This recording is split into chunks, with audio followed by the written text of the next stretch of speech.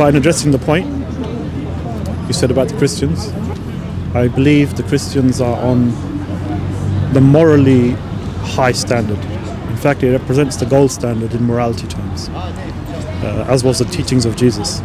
Because your conscience is telling you that this is wrong, but your honour won't let you follow through with the logic. If your conscience is telling you that it's wrong, then chuck your honour away, because honour is cultivated by man, but conscience is given to you by God. I've seen so many videos. Yep. I guess the topic is, the light that Islam is sort of painted in. Yeah. I get the impression. When you finish there, you can. There you go, sir. Okay, we just pass it between us. Yeah. I get the impression, I could be wrong. When I was younger, the kind of Christians I was sort of brought up around. Obviously, it's not like Speaker's Corner, so it's more sort of, a relaxed sort of thing. They don't sort of get aggressive or argue about things. But ever since I come to Speaker's Corner, there's been sort of a focus on certain things. And it's always painted in a very sort of harsh and negative light. Like the word pedophiles are thrown around and this sort of thing. And, brought up in this country as a Pakistani. I remember a long time ago, we're talking like before 20 years ago, where racism was sort of worse than it is now. Because I saw I saw a good period of quite harsh racism, where you just walk on the streets, someone would spit at you, would say all sorts of things. And then it went down to sort of a time when it sort of stopped. But recently it's coming back up that curve again, where people, again on the bus, you're hearing comments, people say things, they do things. So what I'm saying is that Christians or Christianity,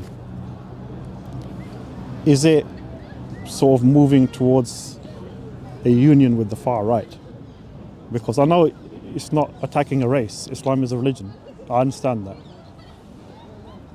But it's just what I'm seeing on the streets. The resurgence of something which I remember in my childhood. Except now they just call it like Muslims. They don't say, the words they used to use back then. Like my sister, she got like someone threw a can at her, just for wearing hijab and things. And they say Muslim this, Muslim that. Pedophile, that word is thrown around quite a lot. Can we do 1.1? Yeah, yeah. I'll let you get the microphone. Sorry. So, I guess the question is are the Christians moving? So let me answer that question.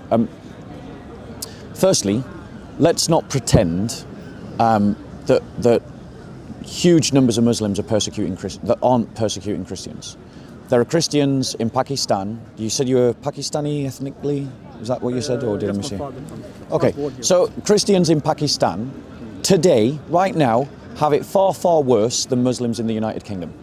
So it would behoove you to do better than talk about the discrimination that's occurring here to Muslims when Christian churches in Pakistan are getting bombed, and when there are anti-Christian pogroms in Pakistan, and where Christian girls are being kidnapped in Pakistan and forcibly converted to Islam, where Christians live as second-class citizens. Try talking about that, and then I will take your complaints more seriously.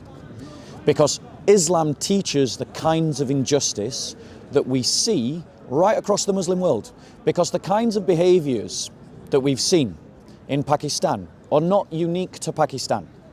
They occur in Egypt. They occur in Nigeria. Now, Nigeria, Egypt, and Pakistan are not united by a single culture. They're not united by a single economic system. They're not united by a single government. They're not united by a single language. They're not ethnically the same. The Egyptians have been Arabized. The Nigerians are African. And the Pakistanis are Pakistanis. But yet, we see exactly the same kind of reprehensible, Christophobic attacks by Muslims against Christians. Girls are being kidnapped in Egypt. There are anti-Christian pogroms. Christian churches are being desecrated, just like in Pakistan. Same in Nigeria. Same kind of behavior. What is the one thing that unites the Muslims of Nigeria, the Muslims of Egypt, and the Muslims of Pakistan? Answer: Islam. Muhammad was an unjust man who did unjust things. And his followers, who really love him, many of them are doing the same. Now, I agree with you that not every Muslim wants to kidnap, wants to bomb, wants to desecrate, wants to persecute. I'm saying it. One second. I'm saying it. I'm saying that. No, one second. One second. One second. I am saying, because I am coming to your question, I'm just not buying in. I'm just not leaning into your victim narrative, because Islam is perpetrating more injustices than it's carrying than the Muslims are facing in the West. I started by saying. Wait. Let me give you the microphone. If you could just hold it, we could just pass it. Yeah. So I started by saying to you something which I personally have noticed. That since my childhood there was racism. Now, you talk about things happening in Pakistan. I'm not in Pakistan. I don't know about that. I was asking you about what I thought was a swing that the Christians are taking towards the far right. Yeah. And you're talking about something, the persecution of Christians. I've not said that the Christians are not being persecuted. I've not even said that. And I've not made a narrative. Like you suddenly said, you've made a narrative about this and that. I didn't even mention that. You just brought that in. All I was asking you was, it's a simple question. Do you think now, currently, in Speaker's Corner, the narrative that is being presented by the Christians is leaning towards or helping the far right? Okay. That was all I was saying. So now let me reply to that, because I wanted to demonstrate that there is a discourse about Islamophobia, and Islamophobia is real. There are really people who hate Muslims just because they're Muslim, and it's wrong, and I'm against them. Okay? But criticisms of Islam are not equivalent to Islamophobia. Criticisms of Muhammad are not equivalent to Islamophobia.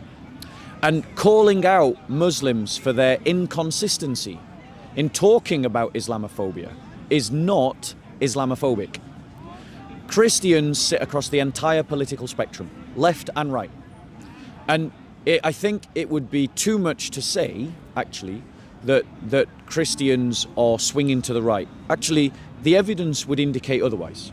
Most Christians are naturally left-wing, because most Christians politically express themselves through concern for the poor, which is a left-wing narrative. But I am actually advocating that Christians come up with a politics that is neither governed by right-wing narratives nor left-wing narratives. It's governed by a Christian narrative, one of Christian solidarity, which means that we don't criticize Jainism for its injustices against Christians because Jainists don't carry out injustices against Christians. Jainism doesn't teach injustices against Christians. But Islam is a tyrannical, violent religion whose doctrines teach that the value of my life is half that of yours. And the only reason for that is because I'm a Christian and you're a Muslim. Now let me ask you this question. Let's do a thought experiment with me.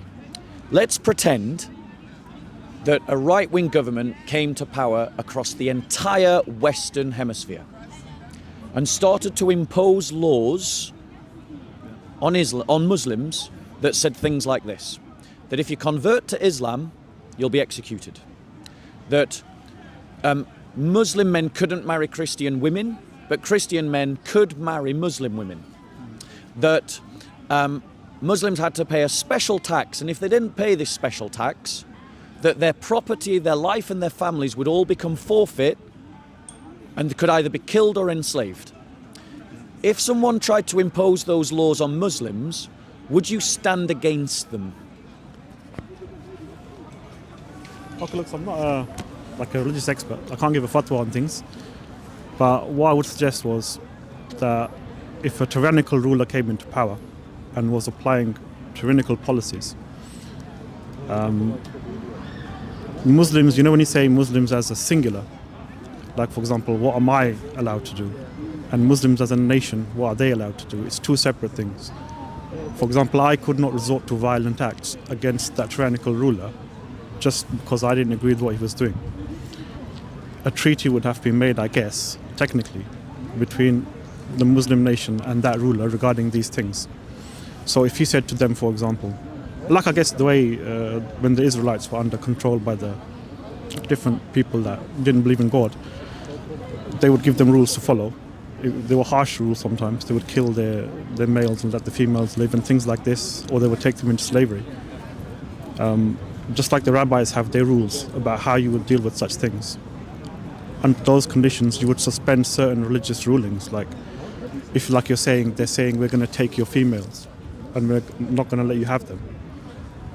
Does that mean a person, like for example, I'll run it as a thought experiment. Let's say I'm in my house and the tyrannical king sends an army or whatever and says, give me your wife because she's mine now, under the rule of the land. Now I know. You didn't pay your tax. Yeah, because I didn't pay my tax. Now I know that I can oppose him singularly. Like I can get my sword wherever I have and try to stop the soldiers. Most likely they'll kill me. And instead of just taking my daughter, they might burn the whole house down and take the whole family into slavery. Whatever rule they have, anyone opposes them. You're not answering my question. Well, I'm trying to get to it. So if it was something like that, like what you say, then the answer is that because a man doesn't have that kind of power or authority to oppose those things, he has to stand aside. He can't really say anything about them. Okay. So it didn't escape my notice that you equivocated on the question, and I don't think it will escape the people that are going to watch this on YouTube that you equivocated on the question, because I asked you if someone imposed the law on Muslims that Muslims, according to Sharia law, would impose upon Christians, would you oppose them? And you equivocated on that question.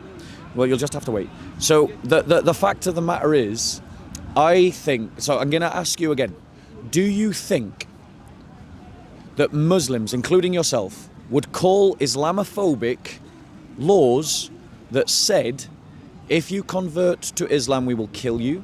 If you don't pay this special tax that no one else has to pay, we're going to take your land, your property, and your family, and maybe enslave you, maybe kill you, and that your churches, for instance, couldn't, so that you couldn't perform the adhan, that your mosques had to be lower than churches.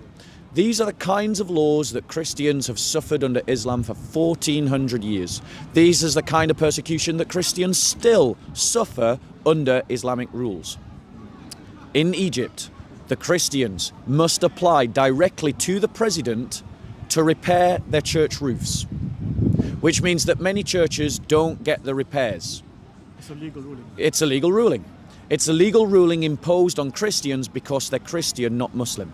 It's a way of degrading them, because that means that legally they can't perform repairs and their churches break down and collapse. Muslims don't have to go through those hoops. They can just get on with do the repairs. When Christians repair their churches illegally, if some Muslim decides to report them to the authorities could potentially come round and damage the church, even tearing it down. So this is the kind of rules that Christians live under today. And Islam is the source of those kinds of rules. So let me ask you again. If we imposed upon you, and by the way, I want to stress, I don't think that every Muslim follows Islam. There are many good Muslims who are good Muslims precisely because they don't follow Islam. I only have a problem with the Muslims that are trying to be like Muhammad, because Muhammad was a despicable man, and the more you imitate him, the more despicable you become. Yeah. Well, that was not my condition. Yeah. Well, there you go. And this is the thing. Muslims insult our religion. You mock... Muslims insult... We've got it on camera lots of time. Muslims mock the Christian faith. Well, you need to go and speak to all the Muslims. I'm sorry, but no, I'm not going to. You... Despicable prophet. He is a despicable prophet. What would you call a man that legitimizes rape? But we can't go into it because it's insulting. Why is that insulting? If Muhammad No, did you it, said, listen. I'll let you reply. Yeah, if you word it like this, if you said to me, look, your prophet said this thing, I can try to respond to it. But despicable this, pedophile that, this is what I'm trying to speak against. I don't like this kind of wording, you know. And me personally, Speaker's Corner, you can say what you like, but I'm just saying with me personally, just, you know, my fuse just goes and I can't, you know, I start stuttering, let's put it that way. You know what I'm saying? I like we a can less, have a conversation. Yeah, but you know what I mean. I'm not You going to know have my freedom of speech curbed. I understand, but it's just the way I, you know, I don't. Well, that's fine, but I I'm don't not, respond well to that. I'm not going. If It's my the way I am. If you are upset by the example of your prophet, No, then if perhaps- you had said despicable, that guy there despicable, it's the same thing. Like, the wording is just like it's really not. You wouldn't. It gets get, to me. If I called him despicable, you wouldn't get upset. No, I'd about it. walk away just like the same. I'm saying the kind of wording I don't talk like that. Right. Let's You know, just it's not my. let's have a look. Hold on. So one where he second. sanctions rape, you're saying? Yeah, he sanctions rape. Okay. We can have a look at that Yeah, let's have a look at that. because I don't sanction rape. So Okay. just to be on the record. Right. Okay. So here's the thing. The reason that I believe that Christians have the right. Sorry. The Christians have the right to oppose an ideology that teaches evil. And I notice for the second time you haven't addressed my question. The question is, thank you, sister. You're doing a wonderful job. Can I have one as well? You're doing great. Thank you. Well done. Would you like this one? I'll take that one from my back pocket and I'll use it later. Okay. Thank you. You have a lovely day. You too. God bless. So, here's the thing. Islam teaches despicable things. It really does. And there are many, many good Muslims, you might even be one of them, that would never do the despicable things that Islam teaches. Well, yeah, it is. This is the contradiction that many Muslims live out in their lives. They don't actually follow their prophet. And they're better people for not following their prophet. They're better than their prophet. And for that reason, I have no problem with Muslims that don't want to apply Islam to the world around them. So which? And I am opposed to groups or political parties or entities that just brush all Muslims with the same brush and say that all Muslims are bad. Because I know for a fact that not all Muslims are bad. As I've said again, and I'll say it one last time, there are lots of good Muslims. But they are good Muslims precisely because they're good people precisely because they're bad Muslims. Well, you have to show. Yeah, I'm going to. But I'm going to ask you to address my question. Okay. If a right-wing government across Western Europe it sought to impose the kind of rules on Muslims that Muslims have imposed upon Christians for 1400 years, yeah? Would you oppose them? Would you call them Islamophobic? Would you say it is morally wrong? Oppose them, call it Islamophobic, say it is morally wrong. Okay, so I would say it's morally wrong. Thank you. I would say that there should be freedom of religion in its entirety for all religions. I would say. I would distinguish between saying that Muslims are the ones who mistreated the Christians and rather to rephrase that as tyrannical rulers under the Muslim empire. They're the ones who sort of initiated these things. I just as a Muslim, I'm a Shia Muslim, obviously. So we believe that since the time the Messenger left, Islam and its real interpretation was from the 12 apostles of Muhammad, which are the Imams, and therefore most of the current things which you're referring to probably is from the Sunni side of the fence. Although you can correct me on that. But when you said, what's my opinion regarding the persecution, and if someone today, let's say, was applying what was being applied, I guess you're saying to the Christians of you can't repair a church, you can't ring the bell loud, these rules, I think it was the Treaty of Omar you're referring to, yeah. Those all conditions, I would say that's wrong. Okay. And Brilliant.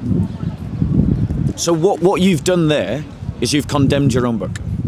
You've said that your book teaches things that are immoral. Because if people did them to you, it would be immoral. And I agree with you. Which means that you need to find a better book, basically. And the thing is, you clearly are a good man. If you can see wrong and call wrong wrong, then you're good. Or at least you're better than what is bad. And if you're saying that the kind of rules that we see in the Quran are wrong if they are done to Muslims, then that means they are wrong when they're done to Christians. And that means that you can't follow your own book. I'm going to give you an example. And what you need to do is find yourself a better religion. Not and many points at times I can't. And that better religion is Jesus Christ and being his disciple, who you already believe is the Messiah. It's a morally correct religion, yes. So you say it's morally correct, but let me ask you this. Because in Surah 4:24 it says this. Having in Surah 4:23, it gives a long list of people you can't marry. Yes. That you can't have intercourse with. Yes. It gives a long list of people that you can't have intercourse with. It includes mothers, your daughters, your sisters, your father's sisters, your mother's sisters, your brother's daughters, your sister's daughters, your foster mothers who gave you your foster milk, suckling sisters, your wives' mothers, your stepdaughters, those under your guardianship, those born of your wives. So it gives this long list, but then it says, also forbidden are women who are married except those slaves whom your right hands possess. So Islam teaches that it is all right to have sex with women that are already married. Is that moral? I forget the first point now. There was something before that. I'm going to try to remember it. Let's remind me. Said something so before that. I said that in your last answer you had condemned your own book because you had said that it was morally wrong. Okay, has that helped? Yeah. Okay. So I would say that when I was talking I said my opinion, if you recall, and I was referring to a Treaty of Omar, not the Quran. So I didn't say the Quran is sanctioning this behavior. As far as I remember, the verse I remember is about where God talks about churches and synagogues where the names of Allah is mentioned and those who would desecrate them, and God speaks against them, and that's in the Quran. The Treaty of Omar was by obviously the second Caliph Omar, and under Shia Islam we're not really obliged to follow what he says. But in addressing the point you said about the Christians, I believe the Christians are on the morally high standard. In fact, it represents the gold standard in morality terms, as was the teachings of Jesus. Islam is a bit different. It's not really designed towards the highest moral standard. And don't get me wrong on this one. What I mean by that is it legislates for a much wider group of people. It legislates for all people, and in the real world, in what works in the real world. Now, I think you're referring to the verse where it says about it's obviously illegal to have sexual relations with a married woman, which is universally true, I think, in most cases, in the law. But then it makes an exception, and I think the exception was at the time of one of the wars when they had captured the wives of the polytheists, if I remember correctly. And they asked the Messenger of Allah that these women are married, what are we to do with them? And we know their husbands as well, some of them. They were concerned. So this is where this verse came down. I believe the verse effectively is saying That you can have sex with them. well, yeah, we're getting there. I believe the verse effectively is saying that in times of war, and again, I make it specific. I know you might not agree with me. I make it specific to that particular war at that particular time, rather than saying, for example, today, if like some ISIS guy says, with the Yazidis, it's a similar case where he just storms perfect them. match, actually. Well, yeah, the only difference I would make between the two is that I believe it is unlawful for an individual Muslim or even a group to apply these rules. They have to be applied by the accepted Khalif of the time or a godly prophet. If a prophet is not present, then such a ruling is unlawful. Can we So pause momentarily? just to get to the sorry. Yeah. Can we pause for a moment? Are you guys going? We take a picture. We came here to see today. We only came here because of you. Because I'll let you speak. Yeah, we've been watching you for a long time. I would say that when they were captured in war, although between me and you, I find it strange that the ladies were involved. I would have thought it was just between the men, but somehow the ladies were involved. So when they were captured in war, I guess the men folk were either killed or imprisoned. I'm not sure. The question is, I guess it could be a tribal thing. The rules the tribes had at the time when they were warring regarding women, as to what happens when you defeat the other tribe. Maybe they had the policy that the women were taken by the victor, by the victoring tribe. Maybe they took them and incorporated them. I'm not sure about that. It's speculation. Mind if I reply? But I'll finish what I. Okay. So what I would say was that if a prophet who is inspired by God or has a direct line to God is in the position of a battle, and according to the rules of those times, what used to be done with the women, it was maybe a lawful thing to do.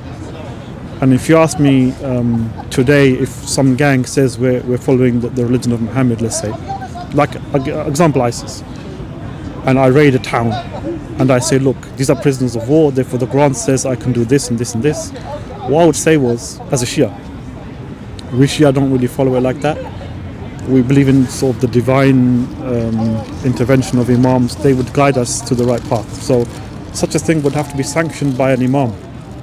And because the 12th imam today for us is in hiding or not accessible, therefore those rulings would become unlawful to apply in the field. So what we've got there is a backhanded admission that Islam teaches something immoral. Because I wasn't quoting a hadith. I was quoting the Quran. That's what I quoted. And without any prompting from me, you gave the context of how was happening when the Quran verse was revealed. Which means that, and you did it in such a way as to distance yourself from it. And the reason why you distanced yourself from what your holy book teaches is because you're better than your holy book. And I agree, it is wrong. It is immoral. It is something that should be opposed. And if there is, and your comparison of ISIS to Muhammad is a perfect one. Because Muhammad had a war, he captured people, and then he allowed his followers to rape them. And then ISIS had a war, captured people, and then allowed their followers to rape them. And if you want to excuse it and say it was marriage, well, it's adultery, because these people were already married and their husbands were still alive. So Muhammad sanctioned adultery.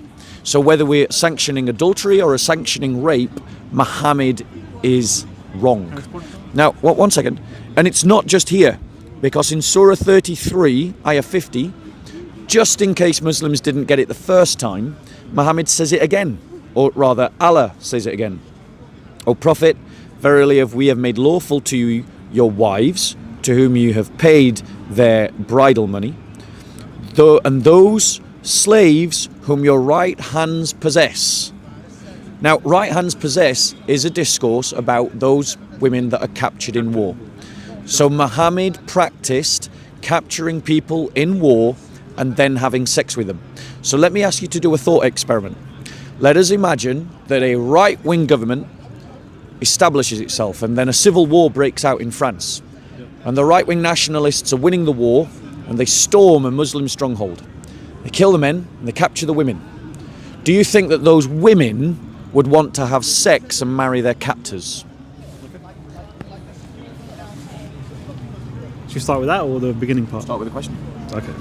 So the answer to that is obviously no. But this is, I believe, what I was saying at the beginning. That in a tribal society 1400 years ago, was it understood by the women?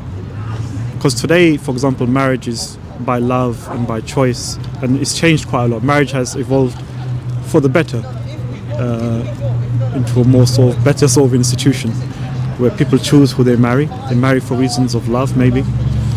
But in those times, marriages were a completely different sort of policy. You might agree with me.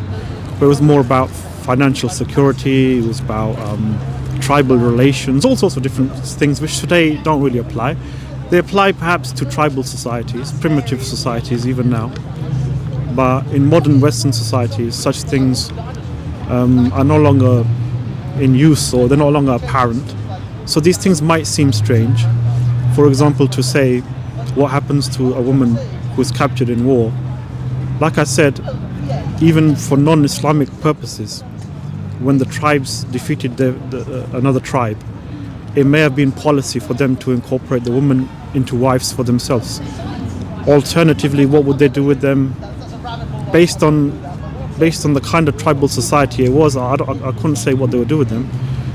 If you ask me today, in its application today in the field, as mankind has evolved and changed, if someone attacks, let's say, Luton Town and kills all the men, and then decides they're going to take the women and rape them or marry them or whatever, then is that wrong? Then yeah, it's wrong. Can we apply that Quran verse today? The way society has moved on.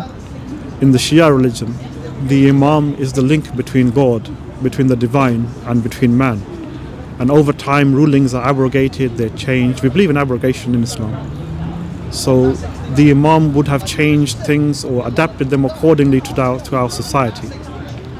I still believe it is unlawful for a gang, whether they call themselves ISIS or whatever, to apply rulings from the Quran like this, which can only really be applied by a Khalif. And as far as I'm aware, the Khilafat of the Muslim Empire ended upon Hassan, because after Hassan ibn Ali, it became a dynasty. It became something which passed from father to son, and it became about control and power and various other things. So beyond the first 5 Khalifs of Islam, I don't really take any responsibility for them. Okay. So, once again, because you have a good heart and a good conscience, you have tried to distance yourself from Quranic teaching. But the thing about the Quran is that it says that it's perfect guidance. The thing about the Quran is says that it's clear guidance. And the thing about the Quran is that it says in Surah 5, Ayah 3, that this day I have perfected your religion for you, completed my favour upon you, and have chosen for you Islam as your religion. And this verse is talking about things that are halal and haram. So the Quran is talking about things that are halal and haram, and it's saying that it is halal to capture and therefore rape women. Of which I'm happy to say you are not one of them. But I have noticed that you have managed to create a cognitive dissonance between what you believe personally and what the Quran teaches. Because if you're not willing to follow your best example, Muhammad, and you're not willing to do what's clearly instructed in the Quran, what you're really saying is you want a different religion.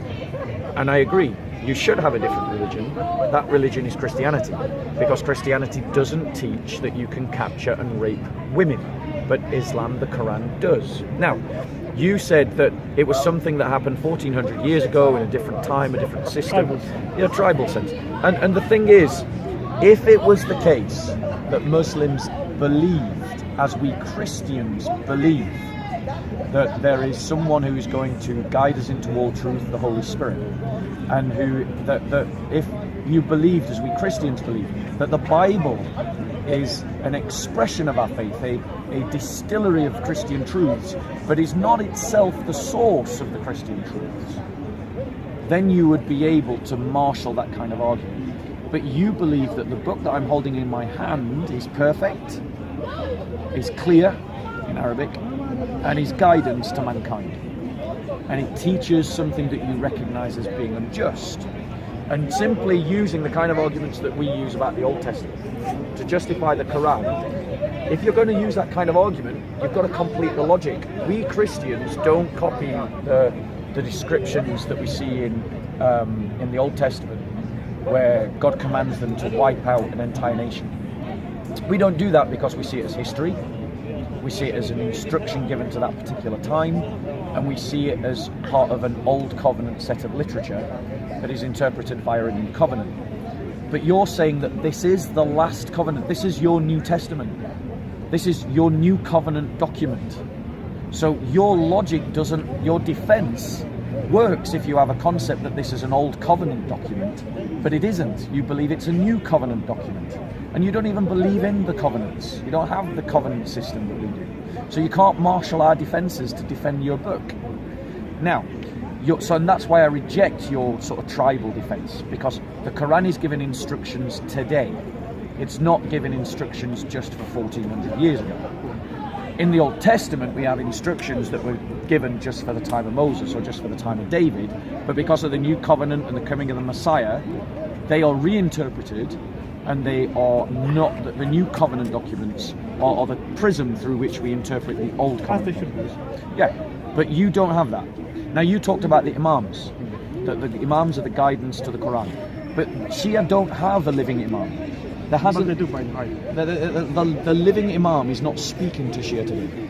The living, Some say he is. Some, but not all. The Shia believe that there is an Imam in hiding who's going to come back later. But that means that he isn't interpreting the Quran for you. No. But all the living Imams that we had, can you show me where they say that? Show me one of the statements from one of the Imams of the past where they say you should not capture women and then either marry them or rape them. Can you show me one of the Imam statements relegating the clear text of the Quran to history? You're giving me too many points, I can't even remember them. Well, just deal with the last one. My mind isn't what it once was. Fair enough. Just deal with the last one. The last one is that even recording? Is this picking up? No, no. So are we just can holding leave this for it, now? we can talk another day. Yeah. No, are you picking up? Yeah. Are you picking up the sound Which I'll clearly? give to JC. Okay. I was so actually go. quite apprehensive to talk to you because normally you have the tactic of saying things out loud. Right, this Muslim said this. I only shout if I need to. Yeah, but he was actually went all right. So maybe we can talk another day because No, he is recording. No, it's okay. Yeah, It's recording and it's going to go on camera. So what I want to ask you is, show me. Is he all right? Live and learn. Live and learn. Live and learn. So here's the thing. That's how they learn, though, isn't it? Here's the thing, right? Show me any statement from the Imams that say that this is Battery. that you can't take slaves and have sex with them or marry women that are already married. Show me one of the Imams that said that. 4 minutes. no, but I've not said you can't do that. What I've said is So you agree with what the Quran teaches? no. Let me say it in my way. Okay. Maybe I'm saying it wrong. The way I view Christians, the Christian religion, is that it's someone who's trying to follow a morally correct path. In fact, a morally perfect path. All things being equal, it perhaps would have been the ideal religion. But given that men behave the way they behave, and perhaps the devil is involved, perhaps it's a foul nature, a morally perfect religion. We're back on filming. Yes. Yeah, so a morally perfect religion in the field might not quite work. Yep. They might just end up getting persecuted, if you see what I mean. Right. So what I'm saying is what the Quran represents is a compromise on the one hand Yeah. between a morally perfect religion and what works in the field. Yeah. So these kind of like thorny issues, like what would you do with someone who's married but is captured in war in a tribal society? If you are morally perfect, perhaps you would, make a separate house for them, let them stay there, and give them freedom to choose who they want to marry. Incorporate them into your society in that way, which would make sense to me. But these Arabs, the ones that are following the religion of God, similar to the Israelites who are following the religion of God in their time, like you say, they done things or things were said to them, which according to the new covenant with the Christians, is not something you would now today try to apply or use in the field today. The question is, back then, those things in the field were the only things that worked. And God was the one who was giving this information to them. We don't say God got it wrong. We just say God knows what works in the field, what the people will agree to. For example, these tribal societies, if you had told them, okay, these ladies you've captured, take them to the side, make a nice house for them, set them free, and they can do what they want like that. This, for them, I think, it wouldn't have worked for them. Yeah. So, once again, That's the reason. once again, what you've done is you've distanced yourself from the plain Quranic teaching. And it's actually a testament to your character that you just don't want to do what the Quran teaches you. And that you're trying to relegate a book that is giving eternal guidance, perfect guidance for all of humanity, for all time, to the 1400s. Sorry, to the 7th century. And once again, I agree with you. The Quran belongs in the 7th century. It's a 7th century book written by Arab Bedouins. And the reason why it belongs there is because it's despicable. And the thing that one second. The thing is that it needs to be relegated to the 7th century. And you agree with me that that part of the Quran needs to be relegated to the 7th century. So in terms of, and thus it's another cognitive dissonance that you've applied, because you're trying to uphold on one hand that the Quran is guidance to mankind, but then when that guidance conflicts with your better conscience, what you're saying is, well, that's applied at some time in the past. But once again, I want to say to you, you don't have a covenant system. We Christians have a covenant system. You're using a covenant system defense, but you're using it against the Quran, and the Quran is your New Testament literature.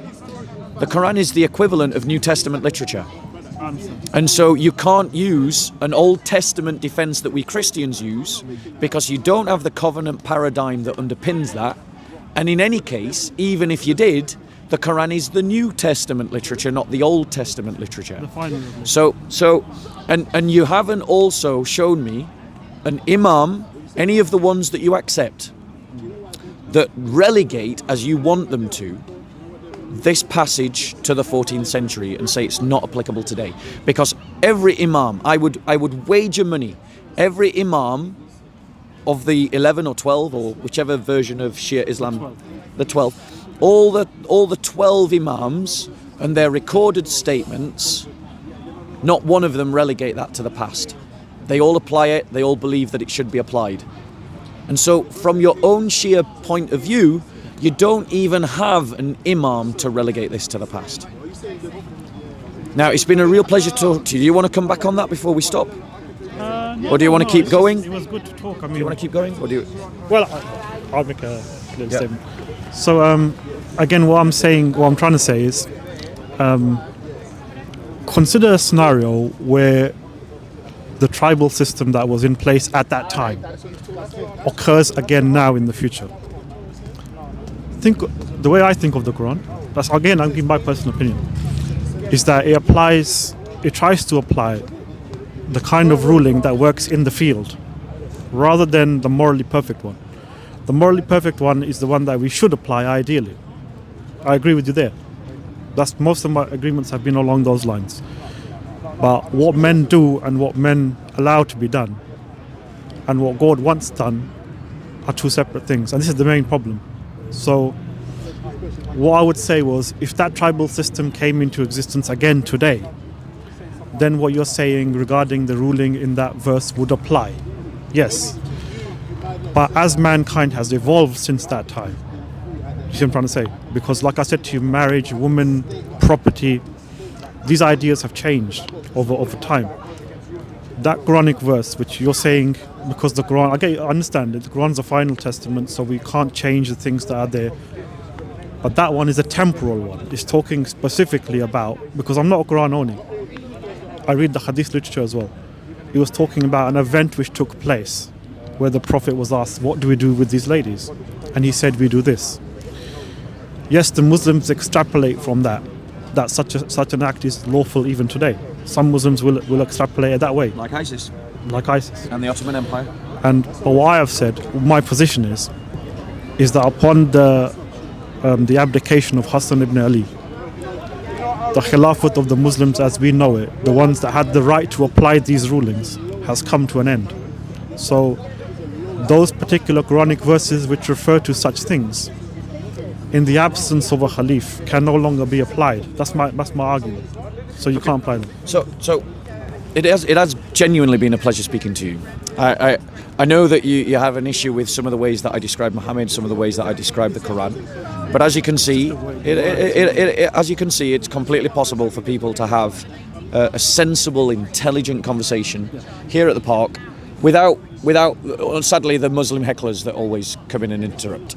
And it's been a real pleasure with you. And just as a sign of what a pleasure it has been, I want to give you a gift. So I give people gifts. This is a book.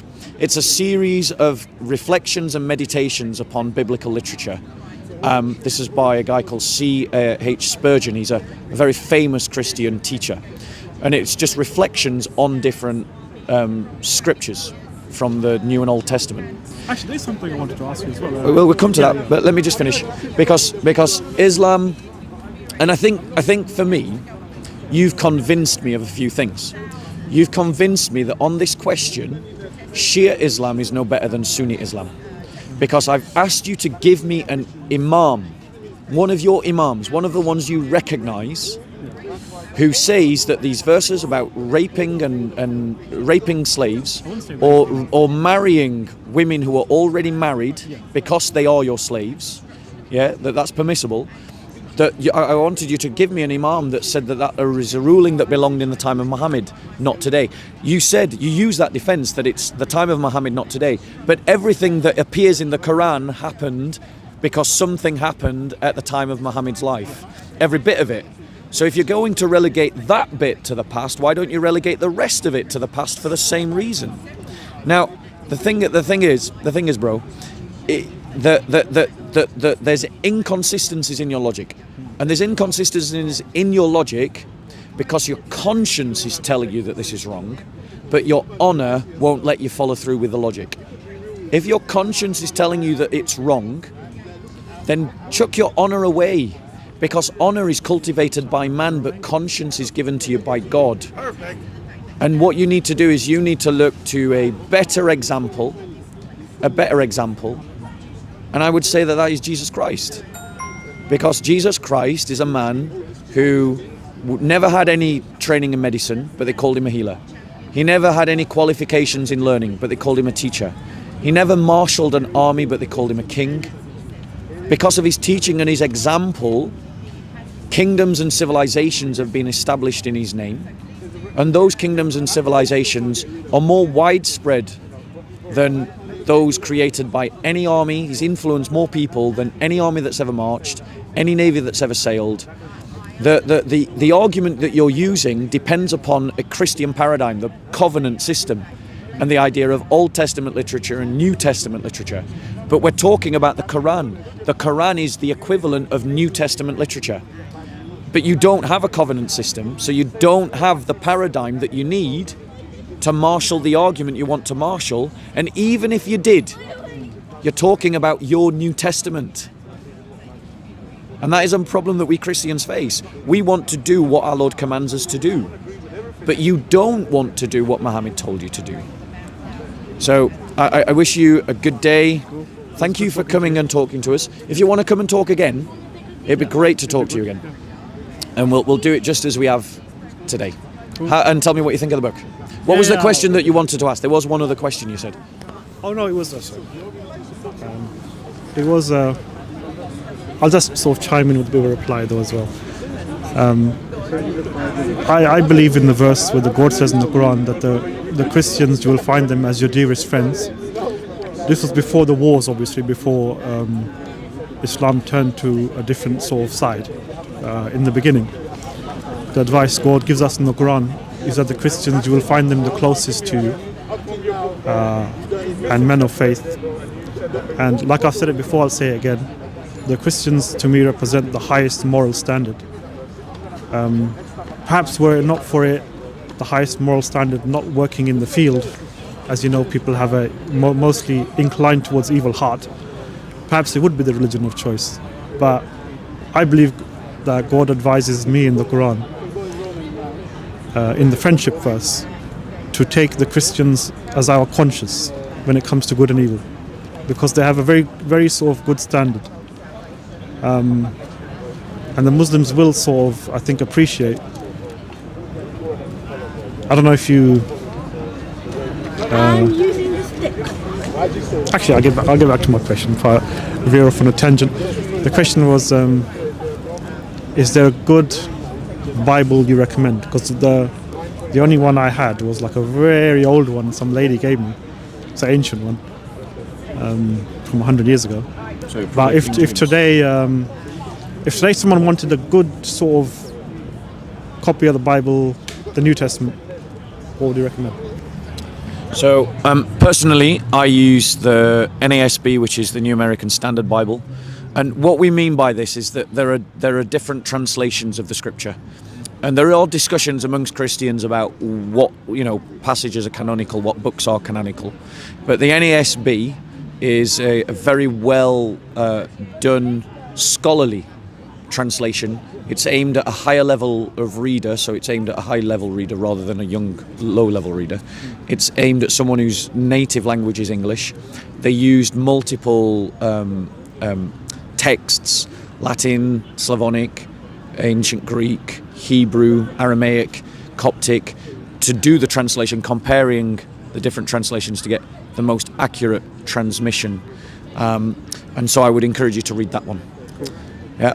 And just to come back to you on your comment about you quoted the friendship verse. And the thing is, yeah, the Quran says that. In the beginning, yeah. But then the Quran also says this: fight against those who believe not in Allah, nor in the last day, nor forbid that which has been forbidden by Allah and His Messenger, and those who acknowledge not the religion of Islam amongst the people of the Scripture, that's the Christians and the Jews, until they pay the jizya with willing submission and feel themselves subdued. When it became warlike, yeah. But Like that a peace-like version. it became warlike because of what the Quran says. But you agree the Quran has sort of, if you like, two sort of, you can divide it into pre-war and post-war. Before, Yeah, but, and this is my point. This is I my would rather keep it with the. And this is my before point. the- You're better than your book, and you're better than your prophet, and it's a pleasure to meet you. It's good talking. God bless. Next time maybe we can talk about some Christian topics. Yeah, absolutely. We'll try Let's to do get that. hold of Bible and Yeah, I'll tell you what you do. Have a read of the book, read the Bible, come back with some questions, and we'll just talk about Christianity and questions about Christianity. All right. God bless. Nice talking to you, bro. So let's just do a quick wrap up. The brother has come down he wanted to talk about what he perceived as the increasing Islamophobic prejudice. And indeed, there is Islamophobic prejudice. Islamophobia is a real thing. There are people that do hate Muslims just because they're Muslims, and I find such people ignorant and stupid. There is, however, a legitimate reason to oppose Islam and to oppose those who want to impose Islam or to practice Islam fully on those around them. And that's because Islam teaches injustice. So we have to separate out Muslims from Islam and those Muslims who want to impose Islam and those Muslims that don't. And the reality is, in my experience, Muslims that don't want to practice Islam are the better human beings. The Muslims that want to practice Islam, the more they want to practice Islam, the worse as a human being they become. Whereas a Christian who wants to practice Christianity becomes a better human being. And when, as we see in the West, Christians stop practicing Christianity, they become worse human beings. And that's the difference between Islam and Christianity. If Islam teaches things that are unjust, then that means we can oppose it. And the Muslim was using the defense that Christians use about Old Covenant, New Covenant. Well, that kind of defense only works if you believe in a covenant system. We Christians believe in a covenant system. So we can look at difficult Old Testament text and we can say that is the Old Covenant, it's in the past. But New Covenant texts we apply, we believe in. This is the New Covenant scripture according to Muslims. So why are they using an Old Covenant defense?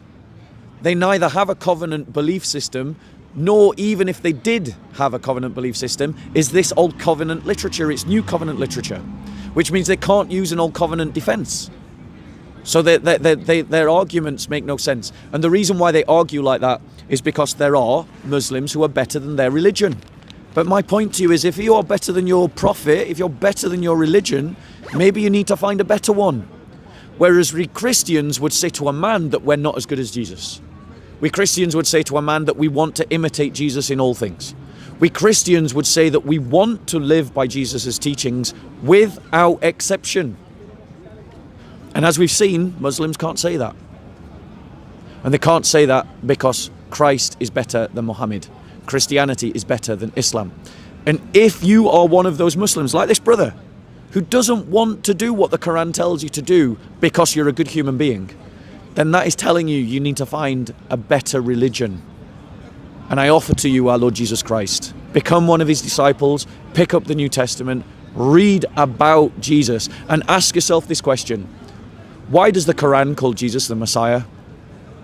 If you understand why people call Jesus the Messiah, then you would understand we don't need another final prophet. Because in Jesus, we've got everything we need. Good to see you, Soko.